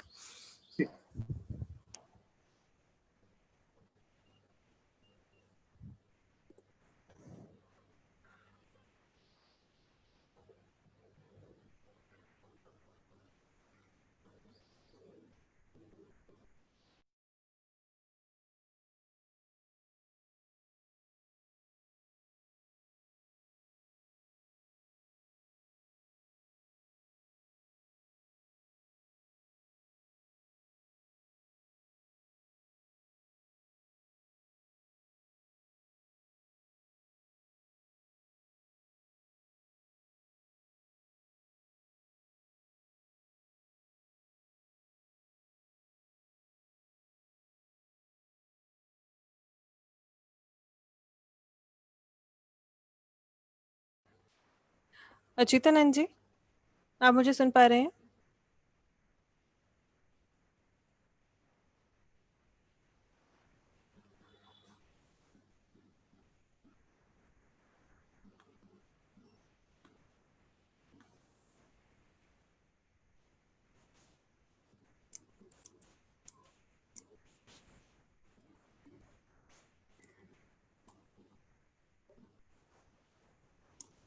Yes, Akanksha, I can hear you, but I think Achyutanand जी अभी नहीं सुन पा रहे हैं. I was about to request him. yeah, he's there. Achyutanand जी, हम चाह रहे थे कि अगर इन द मीन टाइम जब तक मदन जी आते हैं आप अपनी कोई कविता हमें सुनाएं. मुझे अपनी तो कविता याद नहीं है. मदन जी की कविता सुना देता हूँ. जी बिल्कुल.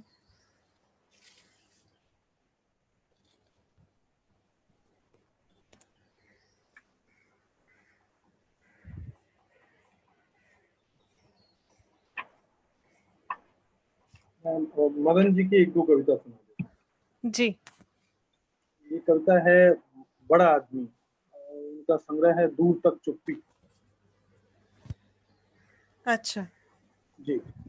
वह जब भी मिलता है, छोटी सी कविता है ये, बड़ा आदमी. वह जब भी मिलता है उसका गुमान हमेशा उससे बड़ा दिखता है. इसलिए बड़ा आदमी कभी बड़ा नहीं. वाह. दूसरी कविता है, ये भी छोटी सी कविता है, मुश्किल. हम्म. मुश्किलों की मुश्किल यह है कि वह तभी तक मुश्किल है जब तक मुश्किल से आती है.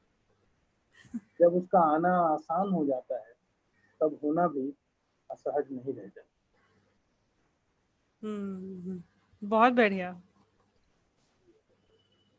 एक है सबसे बड़ा पाप. ये इस संग्रह में ज्यादातर कविताएं छोटी हैं पर बहुत मारक कविताएं. सबसे बड़ा पाप है पराजित होना. विजेता ही लिखता है इतिहास और वह धीरे से सुयोधन को दुर्योधन में बदल देता. क्या बात है. ये कविता है चश्मा. अक्षर धुंधला दिख रहा था. मैं चश्मा खोजने लगा जो मिल नहीं रहा. कहीं और था ही नहीं. जबकि मैं अपनी आंखों पर तो उसे खोज नहीं सकता. तो उसे कुछ कुछ एहसास था नाक पर उसके टिके होने का. चश्मा काफी पुराना था. मेरी नजर लगातार कमजोर होती गई थी पर उसका लेंस स्थिर था. इसलिए नाक पर उसके चढ़े रहने का अब कोई मतलब नहीं था. तभी तो उसके होने के बाद भी मैं उसे खोज रहा. बहुत बढ़िया. एकदम जैसे कहावत है ना, गागर में सागर भरना, कुछ कुछ वैसी लगती हैं सारी कविताएं.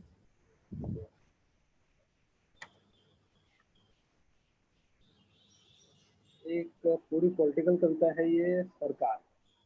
अच्छा.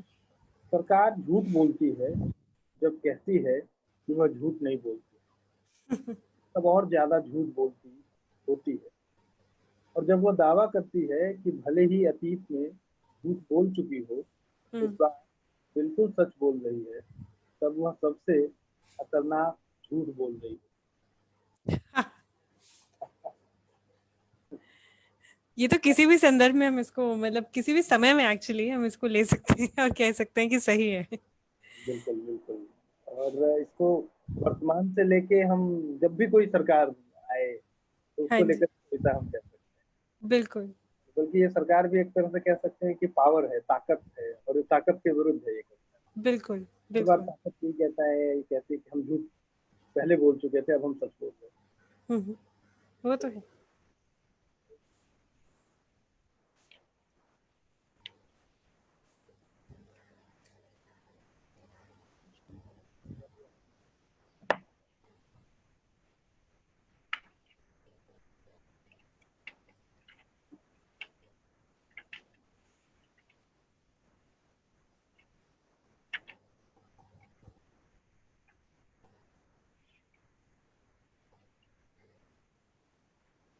ये कविता है अपना ही देश, एक संग्रह है, और अच्छा।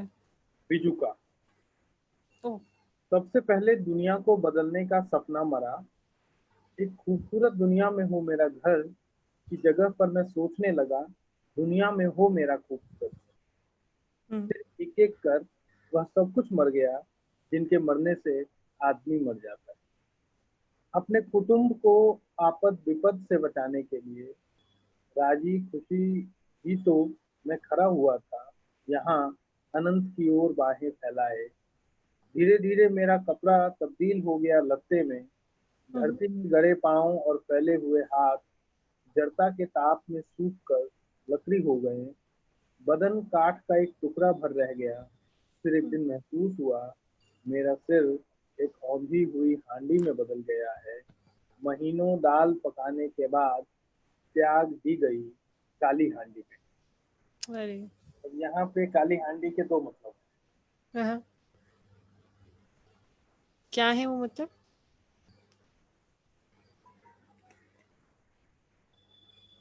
काली हांडी के क्या दो मतलब हो सकते हैं? तो जो हांडी बहुत दिनों तक पक गई है तो अच्छा पूरा काली हांडी हो गई है, अच्छा। और काला हांडी से भी काली हांडी। ओ।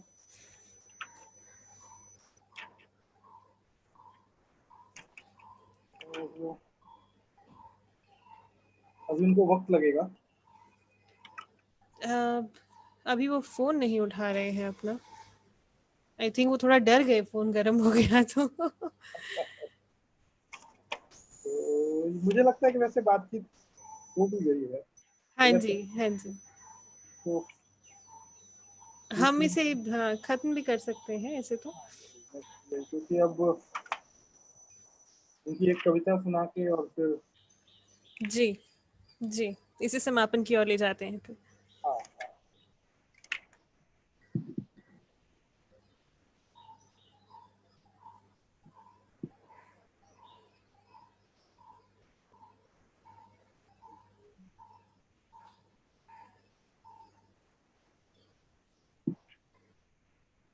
एक कविता है उदासी के बीच। अच्छा।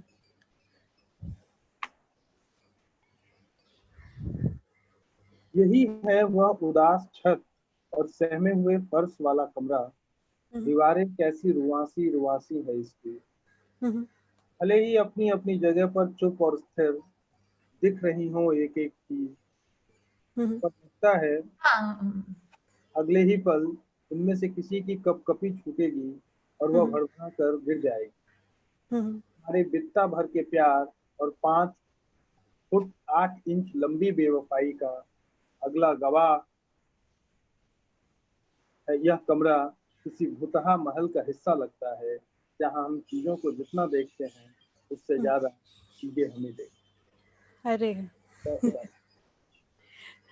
अम, आप नहीं थे तो हम आपकी कविताओं से ही आनंद उठा रहे थे। मदन जी शायद अभी कनेक्ट हो रहे हैं ऑडियो से। मदन जी आप हमें सुन सकते हैं?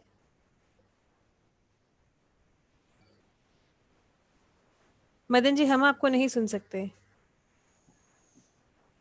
एक बार आप, हाँ जी, वो माइक वाले बटन पे एक बार क्लिक कीजिएगा।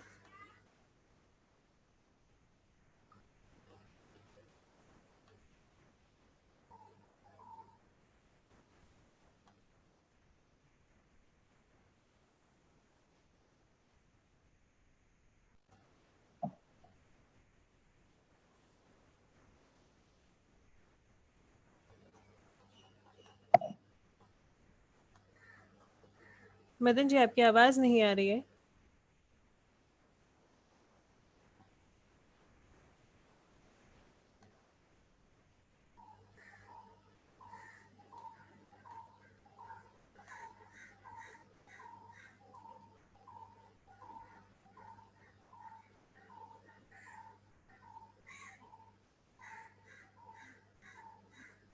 नहीं, डिस्कनेक्ट हो गए।